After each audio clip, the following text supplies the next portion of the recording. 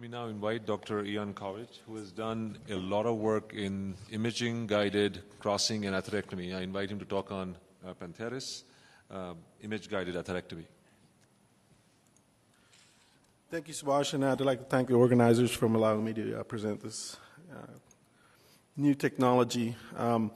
What this is directional atherectomy, and now we're doing atherectomy with imaging, so we can actually visualize what we see and what we're removing. So my disclosure, I'm a consultant for Avenger. So when we look at the different options for doing atherectomy, when we look at them under OCT, we see that there's how they change the plaque morphology using orbital atherectomy or laser, and then definitely with balloon angioplasty, you can see dissections in the OCT post-balloon angioplasty. When we look at some of the different types of atherectomies, again, we see that with lumovascular, we're able to remove plaque up to the media and not leave any plaque in between. Obviously, again, with the diamondback atherectomy or the directional atherectomy, we are removing plaque, but we can't always visualize what we're removing. So when we look at what we're really debulking, when we take out these strands, and we look at them with histology, we can see that especially in these plaques that are curly cued, that there's presence of the external elastic lamina. This is what we're trying to remove, trying to avoid the deep wall components. So by removing plaque with the external elastic lamina, we're inducing this rubber band effect, and so we see that these plaques are having this type of shape. When we look at the other deep red plaques, we see that we're removing again some more deep wall components, and again, so we're effectively removing plaque, but we're also removing extra tissue.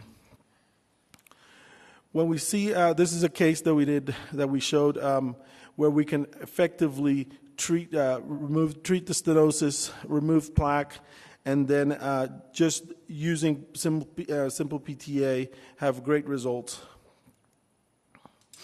So when we look at what we're trying to avoid, getting into the media and adventitia, because this is where the stem cell migration will occur when this is disrupted. So when we look at the histology that we've disrupted the external elastic lamina, this is what's going to start the restenosis cascade. Mount Sinai did one study where they looked at they looked at 116 patients and looked at how much adventitial and medial tissue they removed. In the tissue that had medial and adventitial components, 53% of those tissues, that was the main nexus for having restenosis at 1 year. For their patients with tissue samples that had no adventitia disruption, their restenosis rate at 1 year was 11%. So the device is actually 110 centimeter working length. It works over an 014 guide wire. The cutter is actually runs at 1,000 RPMs, and there's OCT imaging built on the catheter. So what the device, when you place the device, it has the ability to see inside the artery. So what we're looking at here is we're looking at the layered structures, we're looking at the media and the external elastic lamina, and then the adventitia past that. You're able to align where you want to cut by using a marker system. So the middle marker system allows you to point to the direction where you want to cut. There's a balloon, an urge balloon behind that you're able to control the inflation. You can use carbon dioxide, CO2 for it. And what that does is that allows you to determine how deep you want to cut. You control the depth of how close you want to get to the media, or since the plaque is very eccentric, if you have some thinning of the plaque, then you can also lay off the balloon, and that allows you to not have to cut into the media. So their IDE trial was called Vision, and what we see is that in pre-stenosis lesions of 79%, you were able to get post-reduction to 30% with Pantharis, and then with adjunctive therapy down to 22%. When they looked, all the histology for the vision tissue was sent to the lab. They had 1.1% adventitia in the histology slides.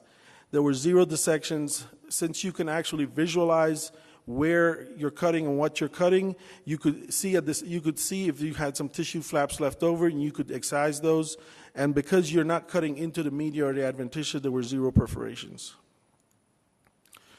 The initial vision study was only for 6 months, but this was extended out to 2 years. And what we see is that the freedom from TLR at 1 year was 83%, and then by 18 months it was 77%. And this curve looks like this curve is plateaued, so that by 2 years there's a good freedom from TLR is stable. Another positive effect of the device is that everything is done under OCT guidance. So there's no reliance on fluoroscopy.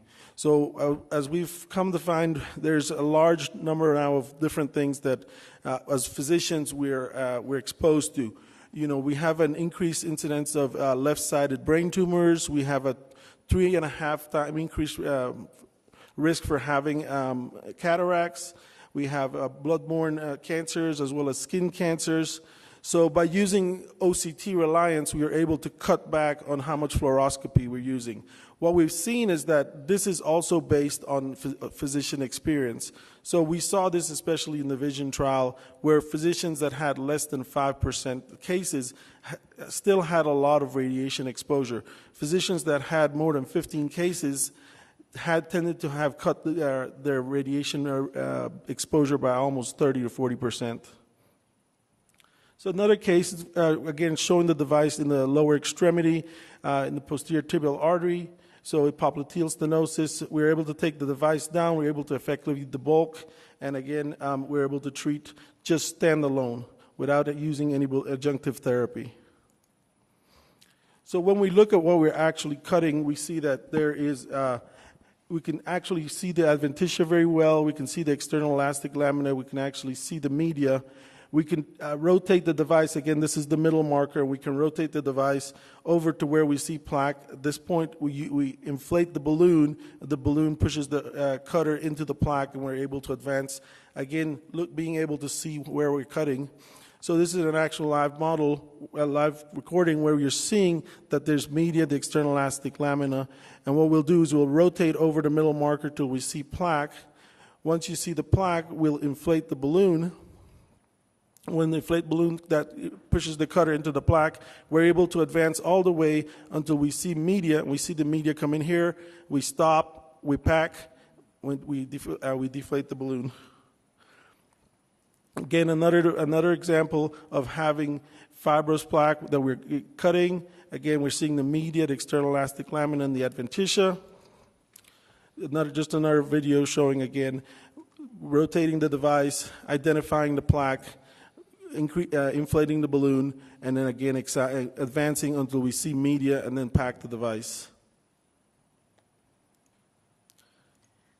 And then one last slide again. We could clearly see layered structures here. We identify the plaque.